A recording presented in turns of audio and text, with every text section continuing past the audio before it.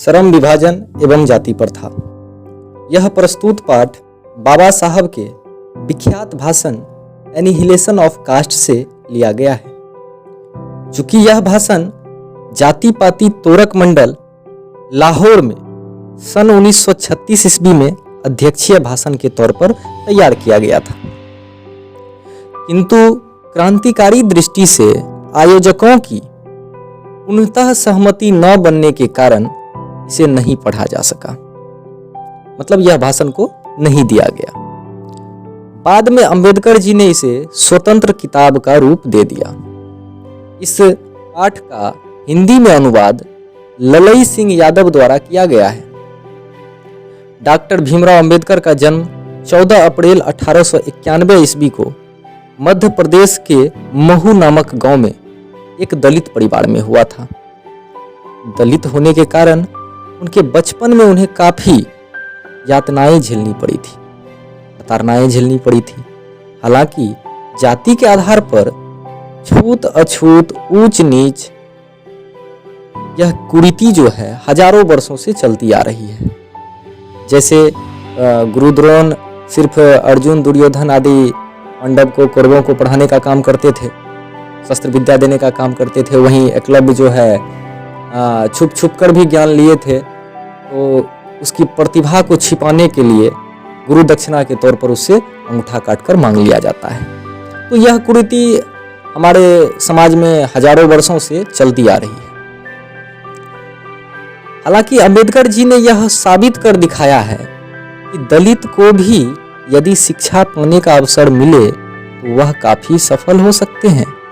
आपकी जानकारी के लिए बता दूं कि भारत के संविधान का निर्माता डॉक्टर भीमराव अंबेडकर ही है। कहते हैं यह विडंबना की बात है कि इस युग में भी जातिवाद के समर्थन करने वालों की कमी नहीं है। कहते हैं यह विडंबना की बात है कि इस युग में भी जातिवाद के समर्थन करने वालों की कमी नहीं है। कैसे?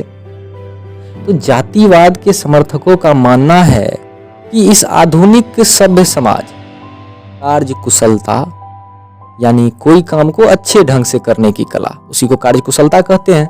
तो कार्य कुशलता के लिए श्रम विभाजन मतलब होता है काम का बंटवारा। तो कार्य कुशलता के लिए श्रम विभाजन यानी काम का बंटवारा होना आवश्यक है। पोषकों का यह भी मानना है कि श्रम विभाजन जो है जाति के आधार पर ही होनी चाहिए।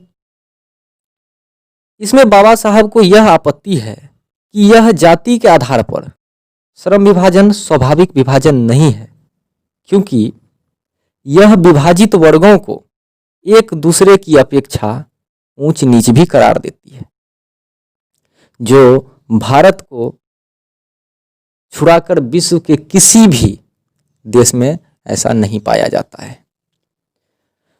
चूंकि यह विभाजन मनुष्य के व्यक्तिगत रुचि पर निर्भर नहीं करती है, अच्छे श्रमिक समाज का निर्माण के लिए यह आवश्यक है कि जिस व्यक्ति को जिस कार्य में रुचि हो उसमें ही अपने कौशल विकास को विकसित कर अपने कार्य को स्वतंत्र रूप से चुन सकते हैं। मतलब जाति के आधार पर जो मान लीजिए बंटवारा होता है काम का, तो अगर आप जैसे हम यहाँ का एग्जाम्पल दें, तो जैसे आप अगर यादव हैं तो दूध का काम करेंगे, नौवा है तो आप ठाकुर हैं तो आप जो है बाल काटने का काम करेंगे, अगर आप चमार हैं तो चमड़ा से रिलेटेड कोई काम करेंगे। तो इससे जो है ऊंच नीच का भी भावना जो है लोगों के मन में आ जाती है। चूंकि यह विभाजन मनुष्य के व्यक्तिगत रुचि पर निर्भर नहीं करती है। हालांकि जाति प्रथा के आधार पर जो श्रम का विभाजन होता है, काम का बंटवारा होता है, ये जरूरी नहीं है कि ठाकुर का बेटा है तो उसको जो है बालें काटने में बहुत ज्यादा मन लगेगा, ऐसा भी नहीं है।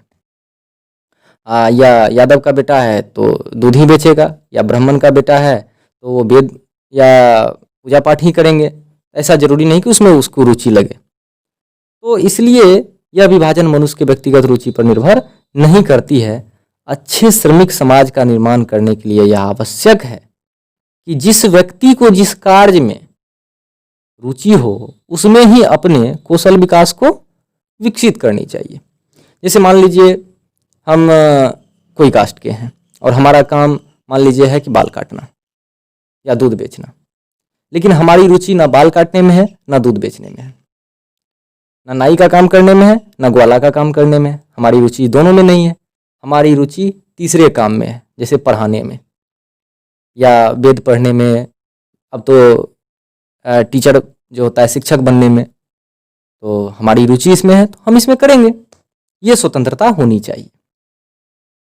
जबकि जातिवाद का गंदा सिद्धांत यह है कि गर्भ निर्धारण से पहले माँ बाप के सामाजिक स्तर के अनुसार मनुष्य का पेशा पूर्व निर्धारित कर दिया जाता था, चाहे उस काम में उसे दिल लगे या नहीं लगे। जिंदगी भर एक ही पेशे में बंधकर रहना होता था। यदि किसी कारणवश उसे पेशा बदलने की स्वतंत्रता ना हो तो उसके पास भूखा मरने के अलावा कोई चारा नहीं है। तो मान लीजिए हम कोई काम को कर रहे हैं, हम शिक्षक हैं, हमारे पास पढ़ाने की कला भी है और हम पढ़ा रहे हैं, और हमें ये स्वतंत्रता ना हो कि हम कोई दूसरा और कोई काम कर पाए, और हमारी यह पढ़ाने की व्यवस्था सही से नहीं चल पाई, किसी कारणवश तकनीक का नया तकनीक का आविष्कार हो रहा है तो बहुत से काम धीरे धीरे मार खा रही है। तो अगर हमारे पास दूसरे पेशा चुनने की स्वतंत्रता ना हो तो हमारे पास भूखा मरने के अलावा कोई चारा नहीं रहेगा। जाति प्रथा भारत में बेरोजगारी का एक प्रमुख कारण है। उद्योगों में गरीबी और उत्पीड़न उतनी बड़ी समस्या नहीं है जितनी कि बिना रुचि के साथ किसी काम को कोई विवशता पूर्वक करे, चालू रूप से करे। मन ही नहीं लग रहा है, उसको जबरदस्ती काम दिया जा रहा है। जैसे कुछ बच्चे को पढ़ने में मन नहीं लग रहा है, उसको खेलने में मन लग रहा है, अब जबरदस्ती नहीं पढ़ो पढ़ो पढ़ो, या जबरदस्ती नहीं तुमको जो है सिंगर बनना है, जबरदस्ती सारेगामापा कराते रहते हैं। तो जबरदस्ती नहीं करनी चाहिए। अगर बच्चे को जिस चीज़ में रुचि हो वही काम करने देना चाहिए। अब आप यह पूछेंगे कि बाबा साहब के दृष्टि से आदर्श समाज क्या है, क्योंकि जातिवाद का तो बहुत ज़्यादा आलोचना कर चुके हैं अभी तक। तो उसके नज़र में आदर्श समाज स्वतंत्रता, समता और भाईचारे पर आधारित होगा। ऐसे समाज के बहुविध हितों में सबका भाग होना चाहिए तथा सबको उनकी रक्षा के प्रति सजग रहना चाहिए। सामाजिक जीवन में अबाध संपर्क के अनेक साधन व अवसर उपलब्ध रहने चाहिए। तात्पर्य यह है कि दूध पानी के मिश्रण की तरह भाईचारे का यही वास्तविक रूप है, और इसी का दूसरा नाम लोकतंत्र है, डेमोक्रेसी।